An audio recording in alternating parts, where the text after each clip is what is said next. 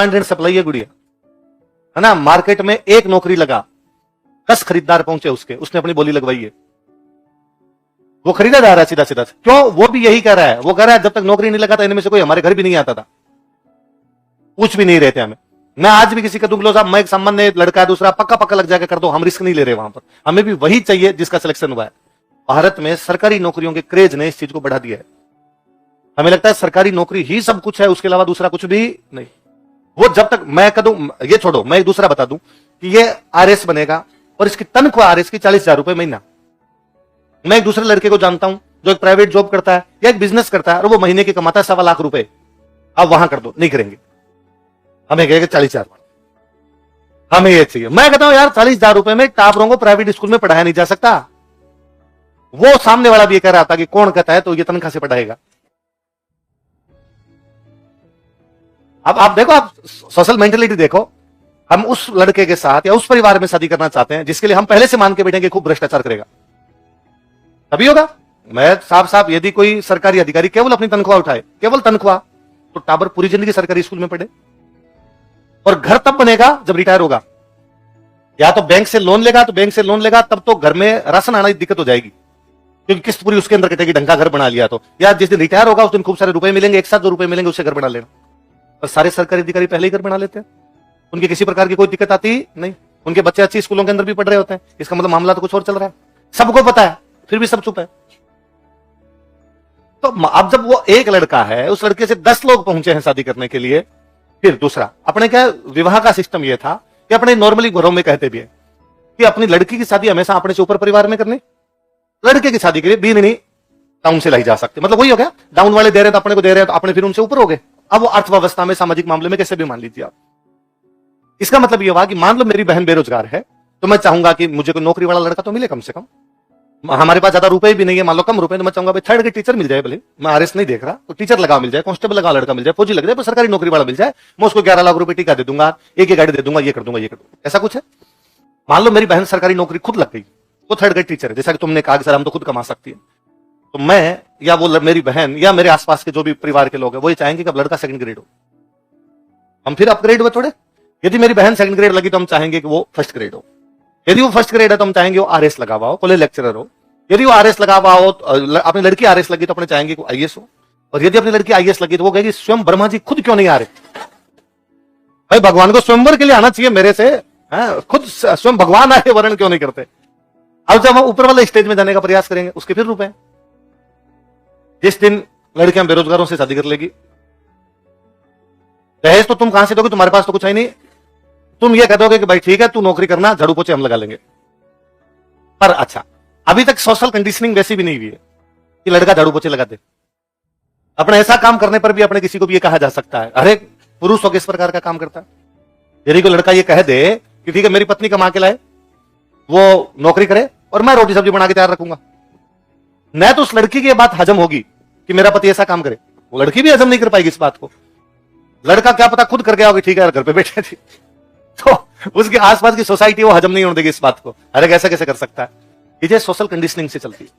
जैसे आपकी social conditioning होती है आप उसी के अनुरूप बिहेव करते हैं। किसी भी, मैं अभी एक क्लास में एक दिन एग्जांपल दे रहा था कि एक पिता के एक लड़का और एक लड़की, मतलब मैं और मेरी एक बहन है मान लो, और मेरे पिता के पास इतने रुपए हैं कि हम दोनों में से एक को जयपुर भेज के कोचिंग करवा सकते हैं। हम दोनों में से बहन ज्यादा इंटेलिजेंट है, तो भी बहन खुद ही सैक्रिफाई कर जाएगी कि मैं तो ऑनलाइन पढ़ लूंगी, भैया को जयपुर भेज दो। लड़कियों की कंडीशनिंग ऐसी है, वो इसी प्रकार से सोचती है, वो थोड़ी ज्यादा सोचने वाली होती है परिवार के बारे में। और मैं ज्यादातर लड़कियों को जानता हूं जो यहां पर आके मुझे कहेगी कि सर बस 1 साल दिया है घर वालों ने, 1.5 साल दिया है घर वालों ने, बस कोचिंग खत्म हो जाए फिर मैं घर पे जाके पढ़ लूंगी सर। क्या सर मैं 2 बैच में एक साथ पढ़ लूंगी, एक बार सुबह जाऊं और एक बार शाम को आ जाऊं तो मेरा जल्दी जल्दी कोर्स हो जाए, फिर सर घर जाना है। मैंने किसी लड़के को कहते हुए नहीं सुना, क्योंकि उसको पता यही रहना, घर वाले घर बुला क्या कर लेंगे। अच्छा, घर वाले भी उसको कहेंगे तू वहीं रह, क्योंकि घर आ गया तो सगाई पक्की नहीं होगी, वहां रह गया सिलेक्शन भी नहीं हुआ तो झूठा साधा सगाई तो ले ही पड़ेंगे तेरी हम, है ना। मैं खूब सारे आसपास के लोगों को जानता हूं जिनकी सगाइयां के चक्कर में हो गए, जयपुर रहते हैं, तो यहाँ जीते लड़कों ने एडमिशन लिया, 10-15% का उद्देश्य सगाई है ना। घर वालों ने भेजा इसलिए कि तू वहां रहना, वापस मत आना, बाकी इधर यदि कोई लड़की वाला आ गया फंसाने का काम हमारा है, हम ले बैठेंगे उसको, जैसे जैसे करना है वैसे वैसे कर ले। तो चीजें सोशल कंडीशनिंग से है। भारत में हमने नौकरी में भी कैटेगराइजेशन कर रखा है, कौन सी नौकरी ऊंची, कौन सी नौकरी नीची, और उस व्यक्ति के साथ उसी प्रकार का बिहेव करते हैं जैसी उसकी नौकरी है। हम व्यक्ति को महत्व नहीं दे रहे होते, हम उसके स्टेटस को महत्व दे रहे होते हैं। तो उनका वहां भी है ऐसा, और वहां दूसरे प्रकार से। कैसे? तो वहां उन्होंने कहा वहां उस व्यक्ति की सबसे अधिक इज्जत है जो हाथ से काम करता है, जैसे प्लम्बर है, लाइट ठीक करने वाला, नल ठीक करने वाला, उसकी सबसे अधिक इज्जत है, उनकी तनख्वाह भी ज्यादा है डॉक्टर की अपेक्षा, वेरी कम है। तो उन्होंने बड़ा अच्छा एग्जाम्पल दिया। अब चूंकि ऐसे लोगों की जब समाज में इज्जत होगी तो इसका मतलब समाज में सब लोगों ये माना जा रहा है सबके काम है। मैं डॉक्टर बन गया तो मेरे को ऑपरेशन करना आता है, ये प्लम्बर बन गया तो इसको नल ठीक करना आता है, काम सबको आता है, इसका काम अलग, इसका काम अलग, ठीक है। मेरा थोड़ा अलग प्रकार का स्पेशलाइजेशन का काम हो सकता है, इसका दूसरे प्रकार का हो सकता है, पर इसकी भी समाज में उतनी आवश्यकता है जितनी डॉक्टर की आवश्यकता है। तो बताया कि मैं जिस हॉस्पिटल में काम करता हूं उसके जो ओनर है, जो मालिक है, उनकी वाइफ सफाई कर्मचारी है। सफाई कर्मचारी हमारे घरों में सफाई करके जाती है। अब सफाई कर्मचारी कहते हैं अपने दिमाग में तो भाई जी आते हैं, जो भाई जी अपने आते हैं, भाई जी आके अपने सफाई करके जाते हैं, अपने उन्हें महीने के 2000 2500 जितने जिस हिसाब से अपना काम होता है वो रुपए देते हैं। उनका ना वहां सफाई ऐसे नहीं होती। तो तब 7 दिन में एक बार आके घर साफ करके जाते हैं, मशीनें अपने लेके आते हैं, पूरी टीम आती है उनकी और सफाई वगैरह करके जाते हैं। एक बार सफाई करने के 10,000 रुपए वैसे लेके जाते हैं। एक घर में करके गए तो वैसे तो 4 बार आए तो 4 अलग अलग घरों में गए, आज जितने 2,500 रुपए लिए, 2,000 जो भी रुपए लेते हैं वो एक बार के रुपए लेते हैं। और वो मेरे जो डॉक्टर है, जो मेरे उनकी वाइफ है, मैं तो उसको इस बात में शर्म है कि मैं सफाई करती हूँ, ना उस व्यक्ति को शर्म है कि मेरी पत्नी सफाई करती। काम है ना, सफाई करना भी तो काम है। क्या हम इसी प्रकार का सोचते और समझते हैं? क्या हम सफाई कर्मचारी को उतना ही महत्व देते हैं जितना दूसरे नौकरों को देते हैं, या दूसरी नौकरी करने वालों को देते हैं? तो असल स्ट्रक्चर हमने इसी प्रकार का बना लिया। वो स्ट्रक्चर ये कहता है कि जो सरकारी नौकरी करते हैं वे ऊंचे हैं, बाकी लोग उनकी तुलना में उतने सक्सेस नहीं है। तो हमने उसके पैमाने अलग सेट कर लिए, इसलिए समाज उसी दिशा के अंदर बह जाता है। दूसरा, मैं ऐसे सैकड़ों केस जानता हूंगा जिसमें लड़की ने अपने पिताजी वालों को कहा ये भी दो, ये भी दो, ये भी दो, ये भी दो। ये छोड़िए आप कि भाई लड़के वाले उधर से मांग लेते हैं और कर लेते हैं, लड़कियां साफ साफ घर के अंदर कहती है गहने इतने चाहिए, ये चाहिए। अब मैं जब ये बात करता हूँ, नहीं सर इस प्रकार का कुछ ही नहीं होता। अरे समाज में रहते हैं ना, आसपास देखते हैं, बहन खुद ही तो सिलेक्ट कर रही होती है, इस वाला ये डायमंड वाला ये दिलवा दो, कानों की ये दिलवा दी जाए, नाक के ये दिलवा दी जाए। मांग तो वो भी कर रही है, हालांकि मुझे कतई बुरा नहीं लगता, मुझे लगता है उसका संपत्ति में हिस्सा है, तो आपकी प्रॉपर्टी में वो इतना कितना हिस्सा लेके बैठी, यदि उसने पूरी जमीन मांग ली तो अपने ज्यादा बेचनी पड़ जाएगी, वो थोड़ी कम में सेलेक्ट रही है, वो ठीक है। तो जैसी चीजें हम सोचते हैं ना वैसी है नहीं। हम जैसी चीजों को सोचते हैं, हमने दहेज को केवल ये बना दिया कि कुछ लड़के वाले हैं या एक लड़के वाला पक्ष है वो दरिंदा क्रूर है और उसका एक ही काम है कि जो लड़की वाले उनको खा जाऊं और जहां जाए, जबकि वो बड़ी अलग अलग प्रकार से चीजें, अलग अलग प्रकार की चीजें। कानून है दहेज के लिए और बाल विवाह के लिए, दोनों के लिए कानून बने हुए।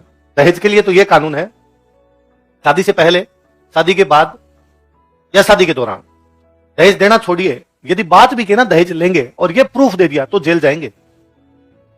लेना देना छोड़िए, काय लेना देना, मैं लड़के वाला हूं, मैंने लड़के वालों के लिए कहा वजह कार तो देनी पड़ेगी, बिना कार के तो बाहर नहीं पड़ेगी। देखो बिना दहेज में तो कार लिए बिना तो हम मानेंगे नहीं, और ये यदि किसी ने प्रूव कर दिया कोर्ट में, मैं जेल जाऊंगा। भले ही मैंने कार नहीं ली हो, उसके बाद उन्होंने मना कर दिया, पर मांगी भी कैसे, मांगना भी अपराध है, उसके अंदर मैं जेल जाऊंगा। वैसा मांगने पे भी केवल जेल भेजा जा सकता है आपको, ये दहेज के लिए कानून है। पर हमने क्या कहा, हमने धीरे धीरे अपने सोसाइटी ने उसको कहा कि दहेज वाली परिभाषा में लिखा हुआ है कि दहेज न तो लिया जा सकता ना दिया जा सकता है, पर गिफ्ट लिए जा सकते हैं। क्या लिए जा सकते हैं? इसलिए लड़के वाले कह रहे हैं कि हम तो क्या ले रहे हैं, गिफ्ट। लड़के वाले कह रहे हैं हम तो क्या दे रहे हैं, गिफ्ट। अच्छा ये छोड़ो, मैं चुपचाप, मैं लड़के वाला हूं, मैं चुपचाप बैठा हूं, लड़की का पिता मुझे कह रहा है या लड़की वाले मुझे कह रहे हैं कि हम आपको गाड़ी तो पक्की पक्की दे देंगे, वो जाएंगे जेल। देने की बात कैसे कर सकते हैं? दहेज लेना और दहेज देना दोनों कानूनी अपराध है। और वो बाद में कहते हैं कि हमने गिफ्ट दिए। मैं भी कहता हूं हाँ, थोड़ा ज्यादा गिफ्ट चाहिए थे तो मैंने गिफ्ट लिया, बाकी मैंने कुछ भी ऐसा लिया नहीं। पर ऐसा नहीं है। मैं कई बार मुझे लगता है कि चीजों को कितना सामान्य कर दिया। अखबार में आता है दूल्हे ने लौटाए दहेज के 5 लाख रुपए, अखबार में आता है, और अपने बड़ा अप्रिशिएट करते हैं, अरे यार लड़का काफी अच्छा रहा होगा यार, और पूरा लड़के का बयान होता है कि लड़के ने कहा कि हमें तो पढ़ी लिखी घर की लड़की चाहिए, अच्छी पढ़ी लिखी लड़की होगी तो वैसे ही घर अच्छा हो जाएगा, हमें दहेज की कोई आवश्यकता नहीं है। इस शिक्षित समाज में इस प्रकार की बातें भी करनी नहीं चाहिए। अखबार में नीचे न्यूज और होती है, सभी ग्रामीणों ने इस बात के लिए दूल्हे का धन्यवाद दिया या दूल्हे की प्रशंसा की, इस उम्र में ऐसा सोचता है। मेरा सवाल दूसरा है, दूल्हे ने लौटाए दहेज के 5 लाख रुपए, इसका मतलब लड़की वाले दे रहे थे? जेल में डालो इन सबको, दहेज दिया गया। और अखबार साफ साफ छापता है, छाप हो रहा है दहेज के 5 लाख रुपए। अरे दहेज लेना और देना दोनों अपराध है, ये कैसे जा सकते हैं? पर चल रहा है। बाल विवाह में तो कानून यह है कि जो बिचौलिया है वो जेल जाएगा, जिसने शादी फिक्स करवाई है। जो तो खाना खा के आएंगे वो सारे जेल जाएंगे। टेंट बाजे वाले, पंडित जी, गाड़ी का ड्राइवर, कंडक्टर, कोई लाइट लेके खड़े हुए थे वहां पे, वो वेटर। बाल विवाह में जिसने किसी भी प्रत्यक्ष रूप से कार्ड छापे हैं, जेल जाओगे बाल विवाह कार्ड में। पर क्या कभी सुना कि बाल विवाह में कार्ड छापने वाला जेल चला गया? हम कानून बनाते हैं, उन कानूनों को इंप्लीमेंट नहीं करते। हमारे समाज के रिवाज होते हैं, उन रिवाजों को भी हम ढंग से इंप्लीमेंट ही नहीं करते। अपनी सोशल कंडीशनिंग बड़ी अलग प्रकार की हो गई। उल्टा इन सालों में दहेज की चीजें बढ़ गई। जब जब से हमने जितनी बातें की ना, दहेज खराब है, दहेज खराब है, और बढ़ता जा रहा है। आप पुराने टाइम में यदि पूछोगे, पापा मम्मी की शादी के टाइम में पूछोगे, या थोड़ा सा उससे पीछे जाके दादा दादी वाले टाइम में आप पूछोगे, आप तो केवल इतना पूछ लेना कि दहेज में बर्तन कितने मिले थे। तो पहले बर्तन होते थे तो 11 और 21 तरह से बर्तन थे, थालियां, कोई गिलासन, कटोरियां, चम्मचन, इस प्रकार की चीजें मिलती। रसोई का सामान नॉर्मली यह माना जाता कि एक बेटी किसी घर में जा रही है तो उसके रसोई का सामान कम से कम होना चाहिए, क्योंकि वो श्रृंगार करेगी तो उसके कुछ श्रृंगार वाले आइटम कुछ होने चाहिए, क्योंकि वो कपड़े पहनेगी उसके कपड़े वगैरह कुछ होने चाहिए। ये इतना इतना से हुआ करता था। आजकल बर्तन वगैरह तो मुझे लगता है देना ही बंद हो गए, चीजें अलग शिफ्ट हो गई है। और बर्तन भी है तो अब उनमें